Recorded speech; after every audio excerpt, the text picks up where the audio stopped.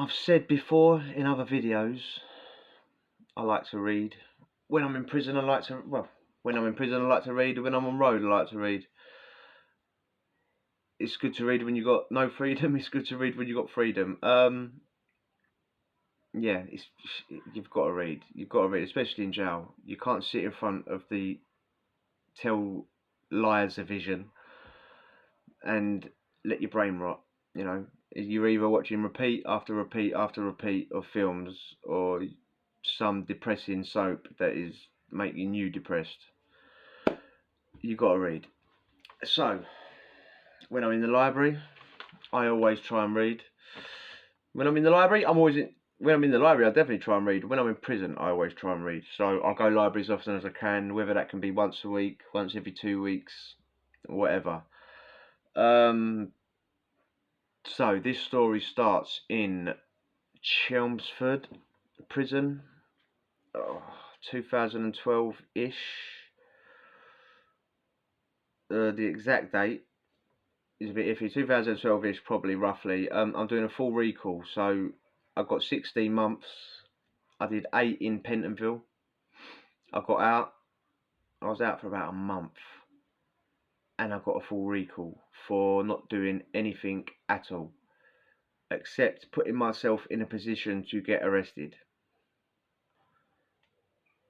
Putting myself in a position to get arrested, even though the 3 victims, so-called victims, were chucked out of court for being dirty little liars. You know what I mean? I wasn't just found not guilty. These three so-called victims were proven to be liars in court. Yeah, absolute liars, destroyed on the stand. I was found not guilty, and I couldn't go home because I got a full recall for putting myself in a position to get arrested. They were proven to be liars. But anyway, big up my stepdad, yeah? The wannabe gangster. Bertie Smalls, more like. Oh no, wait, Bertie Smalls actually committed a crime before he turned into a grass. It's good to remind people that the plum is a grass. I've told a few stories about the plum.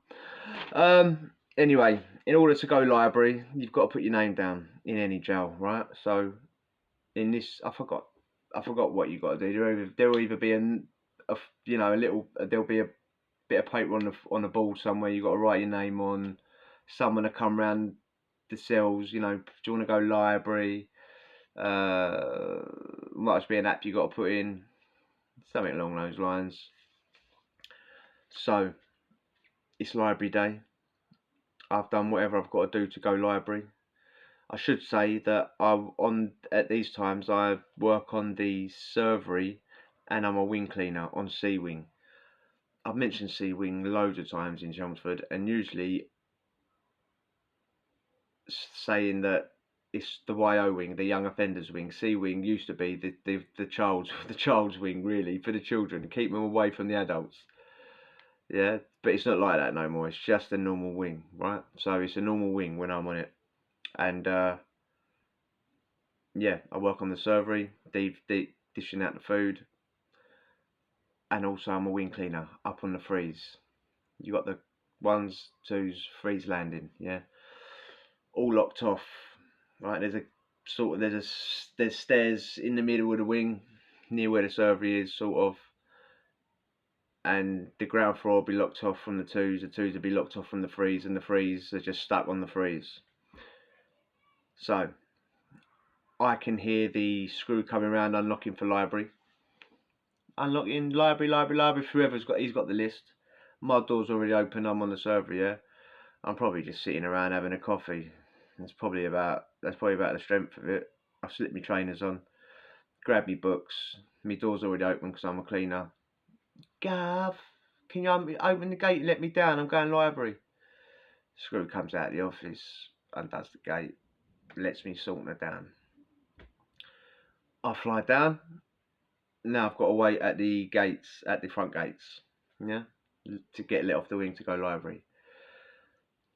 I'm standing there. People are coming. All the other prisoners are coming that are going library. We're mingling around the door.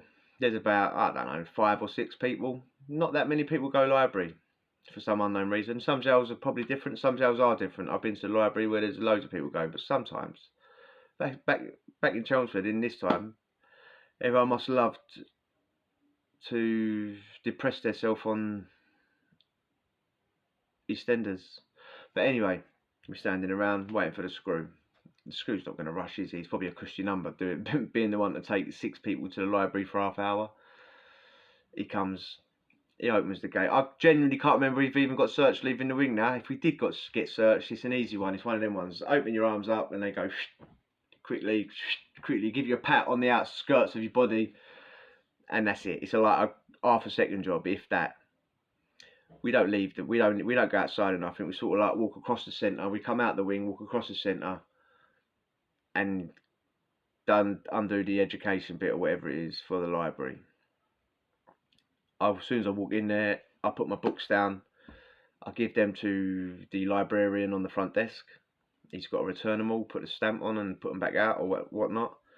And there's a desk there that have all the Inside Times. The Inside Times is the prison newspaper. Like, it's UK based, so it's in all prisons across the country.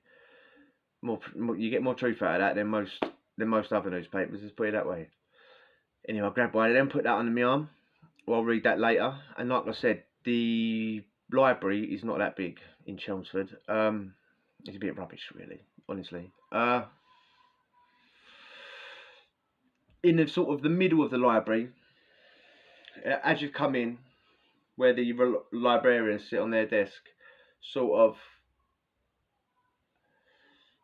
in the middle to the right, sort of, you've got a bunch of windows, and there's that section is a sort of history section. So you've got like the Roman history section, British military history section, British Empire section. You know, it's all there. It's the history section. I'm chatting away to this geezer that I sort of don't know at all. We just bumped into each other in the library. Hello, mate. How are you? What books you reading? How long you been in? Oh yeah, all that, right? And we get over to that aisle. There was a time when I was reading all about the Roman Empire and the British Empire. Yeah, so it might have been them times. I get over to that section, and it not against the window, sort of like in the aisle a bit. There's a bookshelf, a bookcase. You know, we've all seen bookcases, haven't we? It's got rows of books on. Imagine that. Yeah, lines of books. I turn to look at this. I'm not really listening to matey. He's probably not really listening to me either. You know, that polite, meaningless conversation. I turn around to this bookcase, and not even hidden. Yeah, not even hidden. Just you got a row of books. Yeah, with the top of the books, and the shelf, and a gap like that in it between the top of the shelf and the books. Row of books. Just on top of the books, not hidden, not at the back, not anything, was a mobile phone, a blower, just sitting there. I've gone straight in my pocket, looking around like that, just balls it. By balls it, I mean balls it, put it between your legs, your balls. Pull your boxes up a little bit so it don't fall out. Roll them up at the sides, turn it into a thong sort of thing. Roll the boxes up at the sides, and whatever you've got balls ain't gonna fall out. So I'm looking around now, thinking, what's going on? I'm like, but I'm in the library. I'm not going nowhere. I'm thinking, sweet, I've got a mobile, lovely jubbly. Cracking on with the books. I'm looking at the librarians, thinking, do they look like they lost something? You know what I mean? I'm looking about. I'm thinking, does anyone else look like they've lost something? I'm not going to offer it up. Don't know none of these people. So nothing. No one's lost it in here, right? In the library, you're in there for about 20 minutes, right? Half hour, 20 minutes. I get my books. I'm sitting here, but I'm convincing myself that whoever was in here before me, like, you know, whatever wing was in there before me, someone had come on top for someone and they'd left it there, or, you know, they'd been being silly, left and sharing it and using it, or something ridiculous, and they'd left it. I'm thinking, sweet, like a mobile on a bookcase in a prison library. What the hell, mate? Where's Jeremy Beadle? You know what I mean? Anyway, I've got it now. I'm thinking, sweet. time to go back. I'm counting down the minutes now. I don't care about any of the books. I want to go back. It's time to go back now, isn't it? Yeah. So get the books out, whatever book I've got. Not important the what books I've got. I'm thinking, ka-ching, money. I don't care about keeping it. I'll sell it straight away. I get back on the wing. Fly back up to the freeze. My cell's open. I'm banged up with another cleaner at the time. I think this was like probably the last sentence that I was that I had cellmates, right? I've said in other videos how I eventually become high risk. High risk means a single cell, you're not allowed a cellmate. That's all it means. It doesn't mean you're ultra dangerous or anything. It just means you're not allowed a cellmate. Yeah. So I've gone in there. He's in there. Geezer out of Basildon. Sweet geezer, right? I've gone, you're never going to guess what I found. And I pulled it out. Like, I fucking found his mobile. He's got, like, nah. Fucking trying to turn it on. Can't even see where my phone is. I showed my phone the other day. I'm not sure if I've already said this, but my phone is like a cheap £10 thing out of Tesco's. This is like what this was. You know, the ones like black. Like just a normal phone. No internet on it, no nothing on it.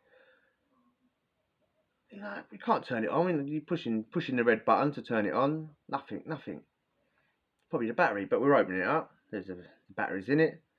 There's no SIM in it. No problem. Right, I fly over. I just go fly over opposite to the two other cleaners. Yeah. They got blowers. They got spice. Like shot in it and all that. Yeah. These are the people that I'll be going to sell it. I'm telling them the story now. They're in there, got the music on. They're cleaners. They do no cleaning. Me and the other geezer do the cleaning. I don't care anyway, right? My sole purpose was cleaning the showers up there, mate. While I was there, the 3 showers were at least clean. Yeah, no one did nothing. They're in there. They shot it spice and they smoked it as well, yeah. So they're in there burning it hard.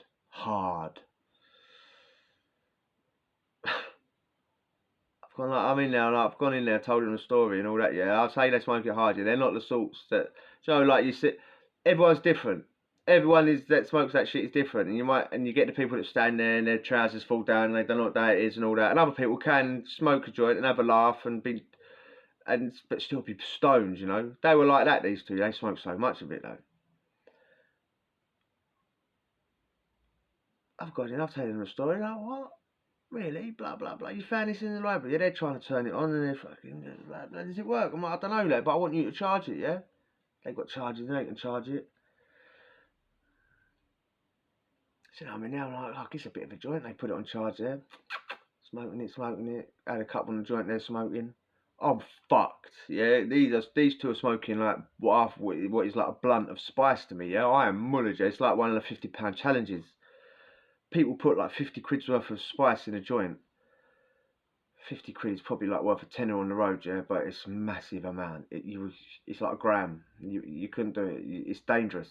People do that, put a gram in a joint, and come out on social and go, whoever can do that, I'll give you a £50 bit for nothing if you can smoke that, or if you could do that, I'll give you £50, or it's called the £50 challenge. The amount of numpties that try it, right? I'm mullered, like I'm like holding on to the side like that. What, mate? I don't know if I've been in there 2 minutes or 50 minutes. You know what I mean? Everything's echoey. Like they're like, it's not working. I'm like, it's like echoing in my head. It's not working. Hello. Like it's not working. Like I'm like, oh yeah, Jesus. I don't even care if it's not working. Anyway, it turns out it's broke, right? I'm like, oh, that's why they done it there, yeah? It's broke. They've done it as a joke. Leave it down. Probably the librarians laugh, chuckling away. You know what I mean? Why would you do it if you couldn't see the end result of the joke of some numpty picking it up, right? I'm like, I'm devastated now. I'm stoned as fuck, but I'm devastated, yeah? Saunter back to my cell, swaying with this thing. Genuinely in bits. So I've had like 3 pulls of their super fucking whatever they were smoking. Mate, he's like all excited as well. He's imagining that he's going to jump on my thing, which is totally fine. I've jumped on his thing enough times. Yeah, he was the furthest thing from a Ponzi geezer. And I'm like, oh, it's broke. He's like, oh, come on, mate, you look fucked. I'm like, yeah, I am. Like, Jesus, can I just sit down a minute and all that, yeah? Why? Don't want to start feeling like a robot again, right?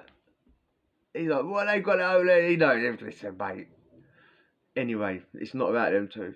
I've got stories about them two, man, that I've just it's just started to bubble back. I thought, oh yeah, them two. They're a couple of characters, mate. They used to go through surgery, yeah? They both did. They both did, yeah? They used to go through, they used to smoke L's. It's like, they used to get like like King sent up on a visit, yeah? So they had proper Rizzler.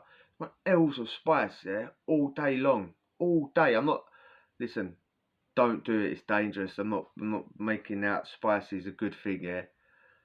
But Screws never said nothing to these two geezers, mate. They were two geezers in the Screws. I don't care what anyone says. We're shook at these. They had a box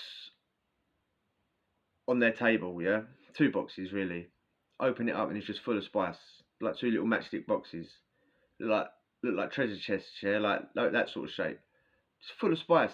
Ashtray full of spice. They never hid nothing. Never hid nothing. And these Screws never did nothing to them. I was on the servery, yeah. I'm working on the servery. Those two never. They were just cleaners, yeah.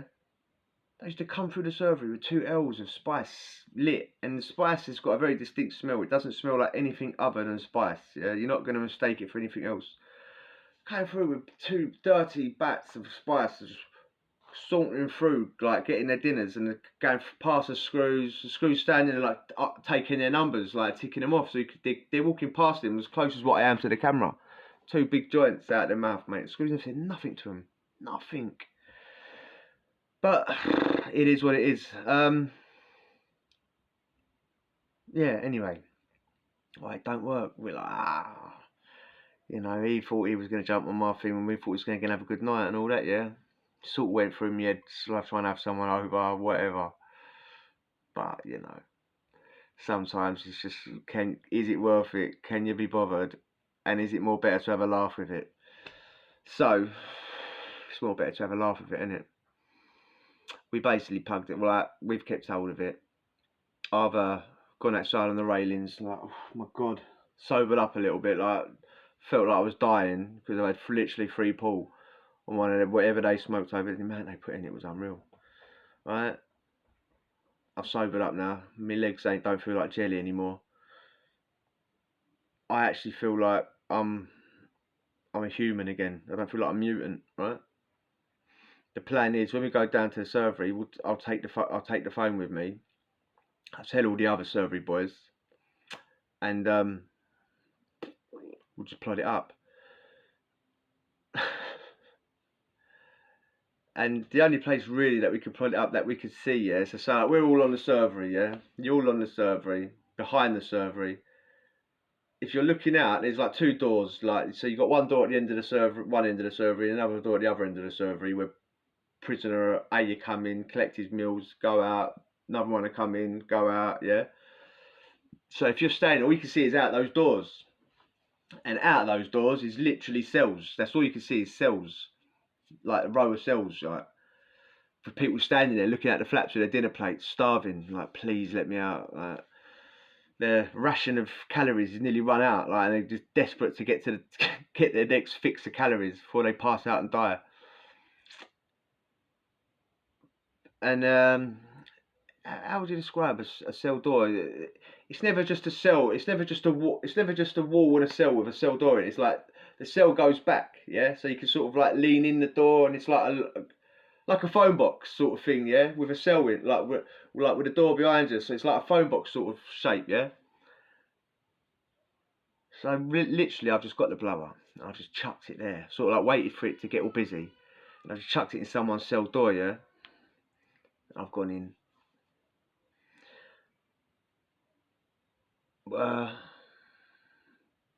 Yeah, you can imagine. How long did that last on the floor? That went quick, yeah. Couple of boys standing there like doing what I did in the library, sort of looked down and glanced at it, looked round. One of them just had it straight away, gone. Couple of the young boys thinking what I'm thinking, sweet, we've got this. We're all laughing, aren't we? You know what I mean? Yeah. That's the thing about prison stories, isn't it? What's the outcome? I don't know. I didn't bang up with him, so I don't know what happened to him later on at night. I'm presuming he did the exact same thing as me. Tried to charge it, it didn't work. He threw it out the window in disgust. If you enjoyed that story, hit the subscribe and we'll chat later. Adios.